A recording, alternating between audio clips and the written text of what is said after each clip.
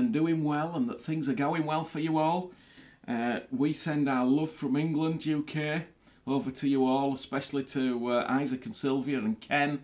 But hey, I know you all now, and it's wonderful to be here. Thank you for listening.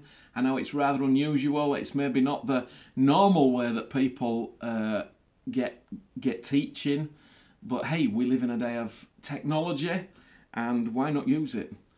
I'm certainly enjoying it, and I know that my staff here enjoy it as well, so it's something that we're all enjoying, hopefully. Anyway, without further ado, obviously there's books around me, you know all about those.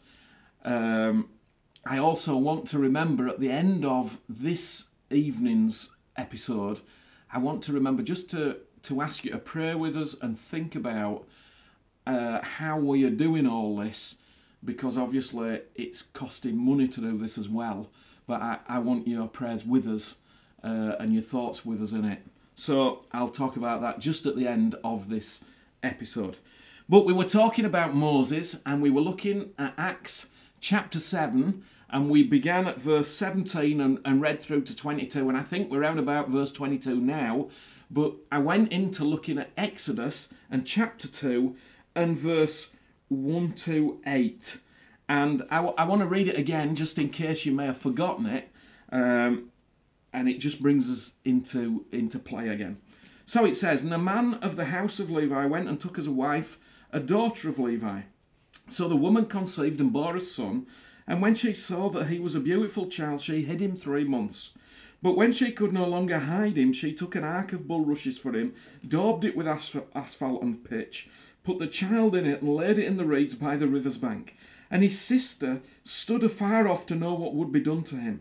Then the daughter of Pharaoh came down to bathe at the river, and her maidens walked along the riverside. And when she saw the ark among the reeds, she sent her maid to get it. And when she opened it, she saw the child, and behold, the baby wept. So she had compassion on him, and said, 'This is one of the Hebrews' children.'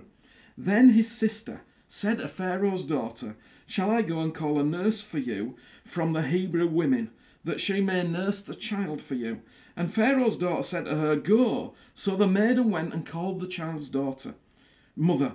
And then Pharaoh's daughter said to her, 'Take this child away and nurse him for me, and I will give you wages.' So the woman took the child and nursed him." What an incredible story. Now, of course, we've entitled this The Adventure of Life.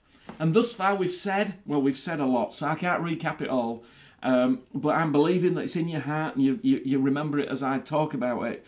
But we've said that Moses was laid in this little ark, this little ark that's covered in asphalt and pitch, as he said, and he's put into the river, and now he's in the bulrushes there, and Pharaoh, or the daughter of Pharaoh actually, and I think I'd said the wife of Pharaoh, but it's the daughter of Pharaoh that is down by the river bathing, and one of her maidens sees this little ark and looks at the child, and of course they immediately fall in love with little Moses.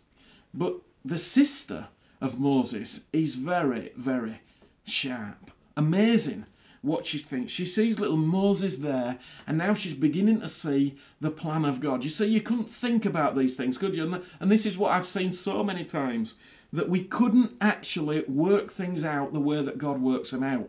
He's absolutely amazing in the way that he plans things. It's so much better than what we could plan.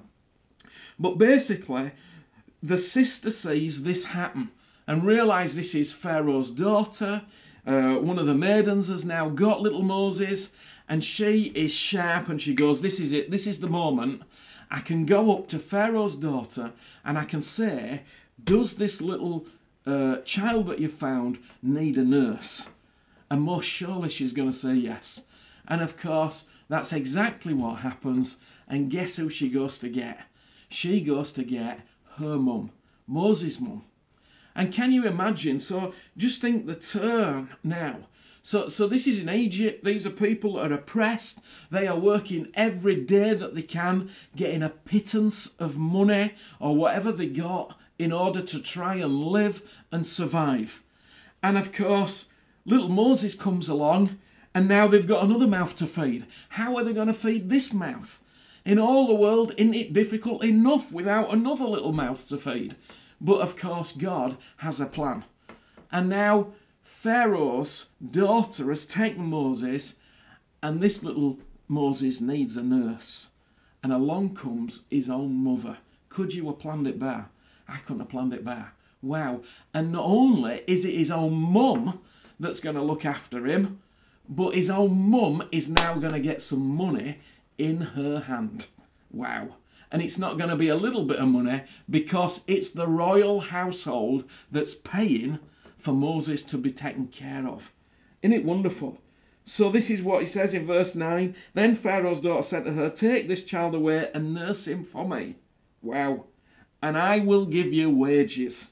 So the woman took the child and nursed him, and the child grew, and she brought him to Pharaoh's daughter, and he became her son. Now this is the most amazing thing. So he began his life in the father's house. But I want to tell you, all but for a few days, he actually continues in the father's house, because mum comes along and takes him back home and nurses him in her own house, which is the father's house. So now, not only does he have his identity with his mum and dad and his own family and his own people, but he's paid by Pharaoh, or she's paid by Pharaoh to look after him. And then when he grows up, Pharaoh's daughter comes and says, look, he's going to become my own son. So he grows up in one household and actually is adopted into another household that is a royal household. And this is what you've got to begin to understand, that you are in the Father's household. The Father is wanting you to be significant, secure. He wants you to know who you are. He wants you to find this new identity that He has made you to be, because when you were born again, God saw all the potential, everything that you could possibly be, all your gift set, all your ability. He saw it all. He knows the DNA that's in you, and He has called you to be His own, and now you are part of a royal household. And you have to begin to understand that He sees you as royalty. Yeah, it's right. This is not a Walt Disney fairy tale. This is the true story about your life.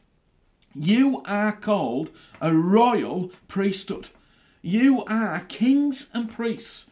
For the ladies amongst us, you are princesses. You are royalty. All of you are royalty.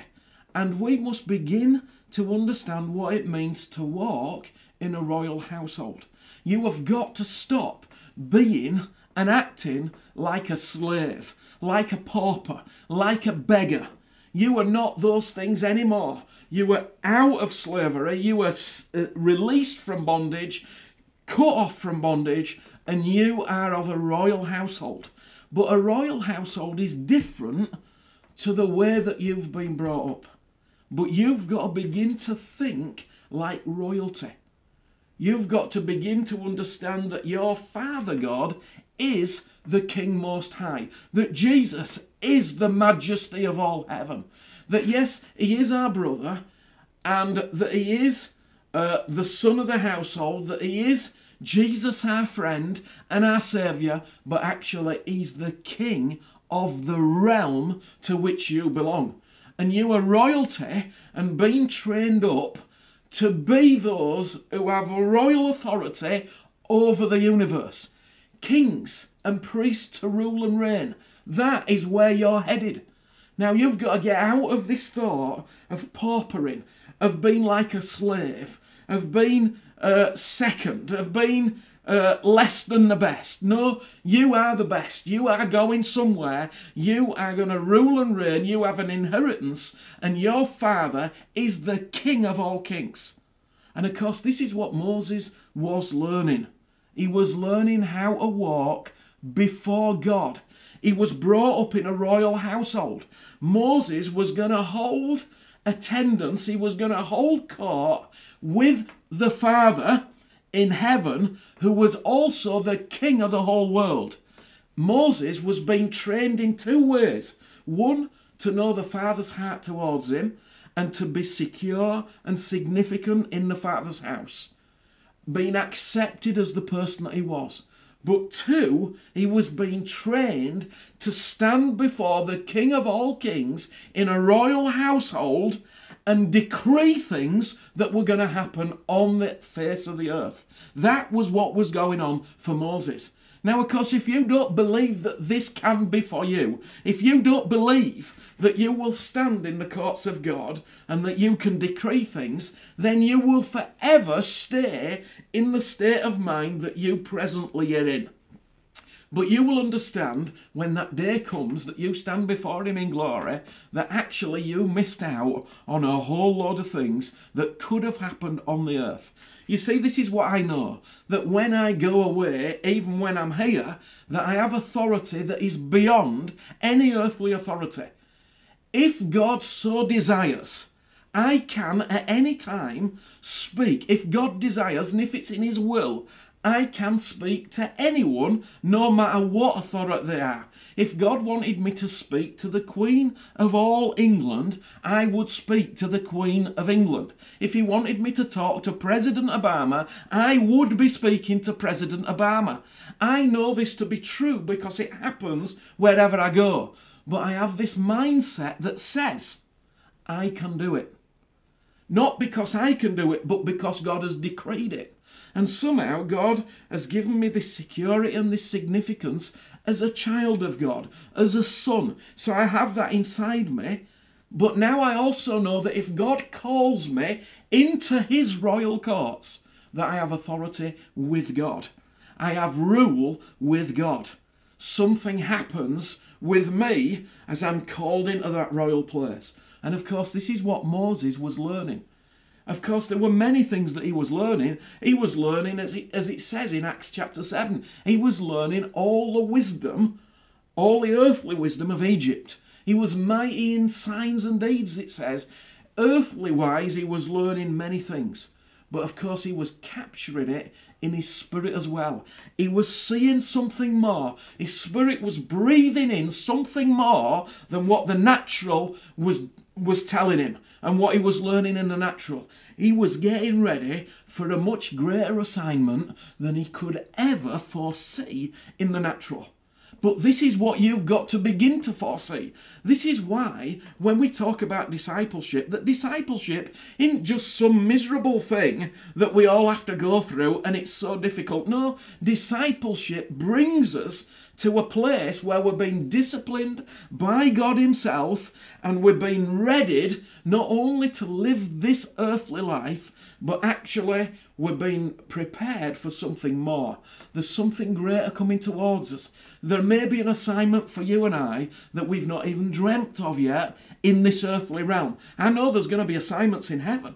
I know there's going to be, he said already that if we're faithful on the earth, in the small things, then God's going to give us even greater things. If we rule over one city, well, God will give us 10 when we come to be with him. So I know there's greater assignments there. But the question is, do you know it? Are you getting ready for it? Where have you decided to level out your life? Have you just gone, this is it, this is all it's going to be?